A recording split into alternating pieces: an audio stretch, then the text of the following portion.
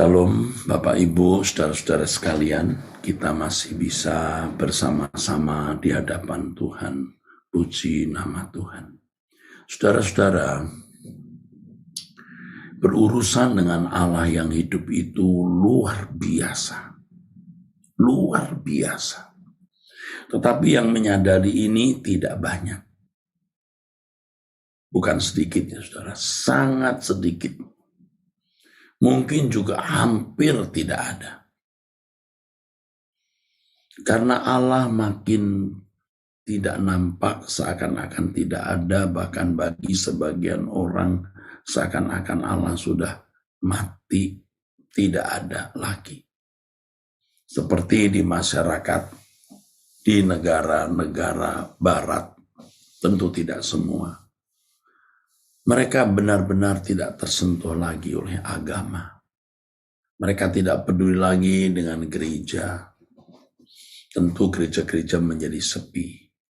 Tetapi di masyarakat yang masih menjunjung agama, kita melihat grafik kejahatan, grafik perbuatan-perbuatan yang menyakiti sesama, korupsi, ya, dan berbagai tindakan-tindakan amoral itu merajalela, saudara. Seakan-akan Tuhan tidak ada.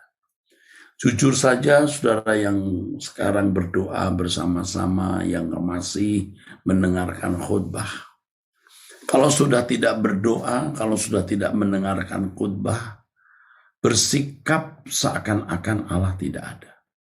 Saya mengatakan ini karena saya juga manusia seperti saudara.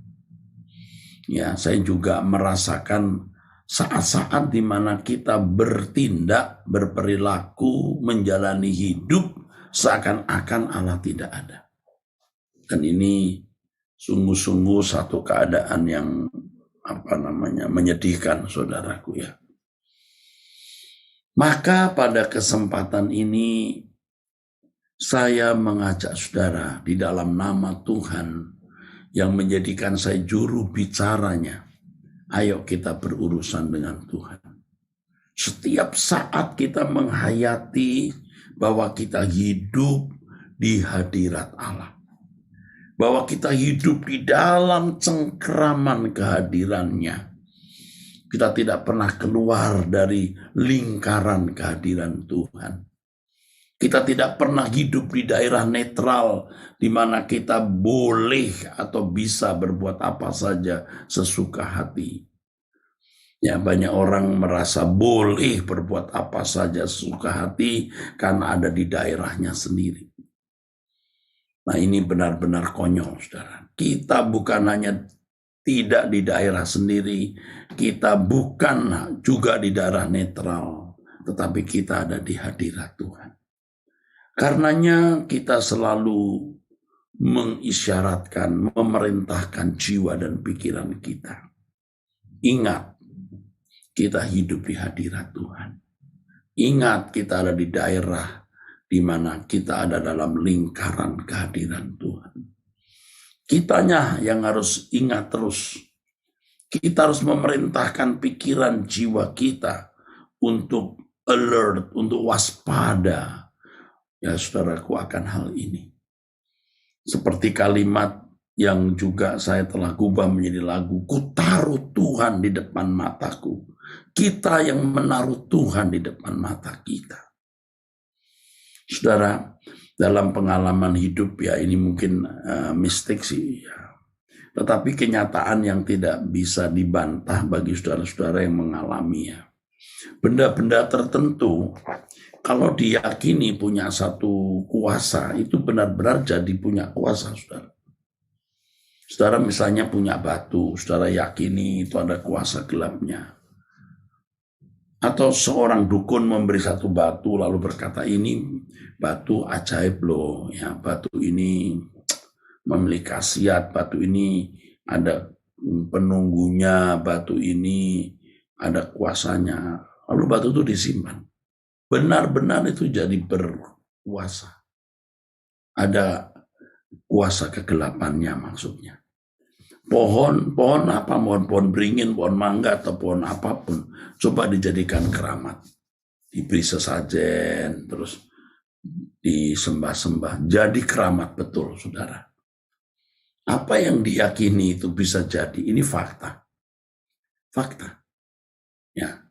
Makanya saudaraku, kuasa kegelapan juga bermanuver. Nah, kalau saudara meyakini Allah hidup, Anda menaruh Tuhan di depanmu, maka Allah di depanmu. Karena Allah memang maha hadir.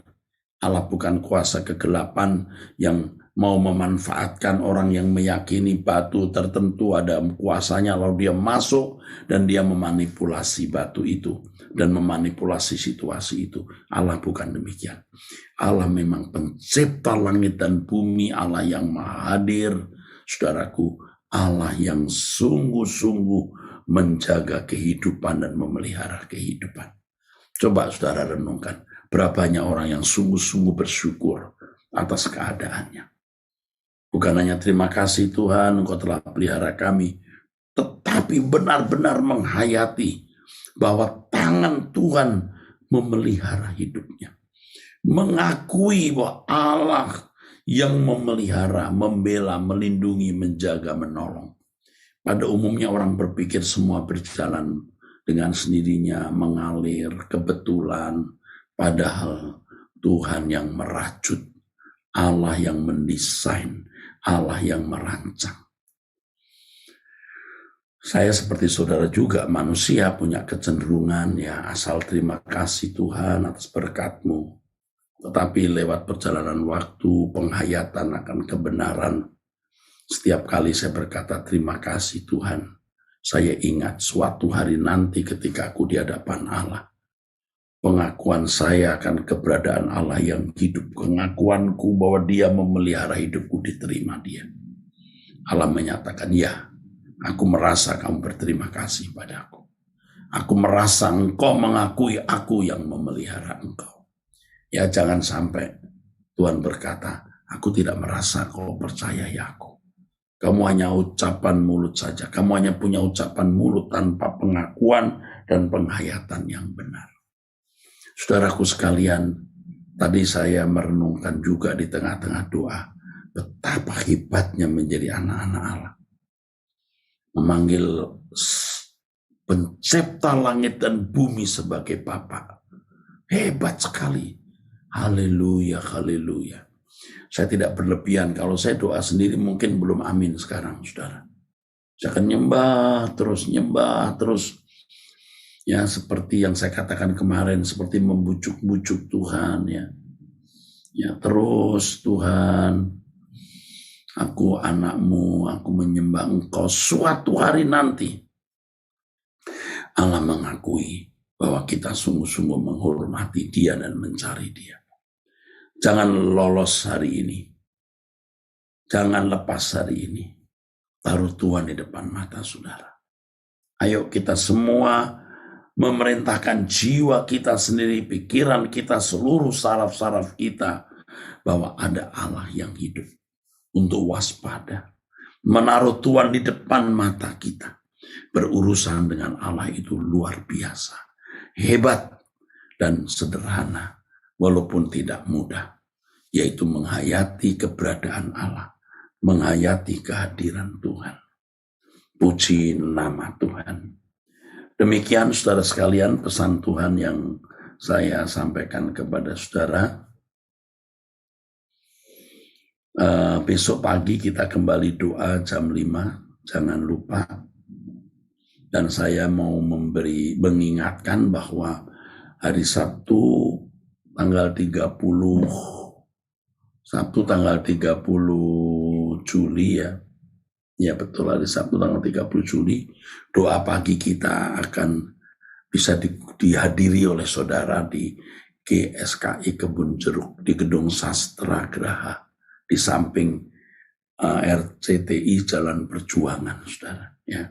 Jam 5 pagi saya sudah pimpin doa.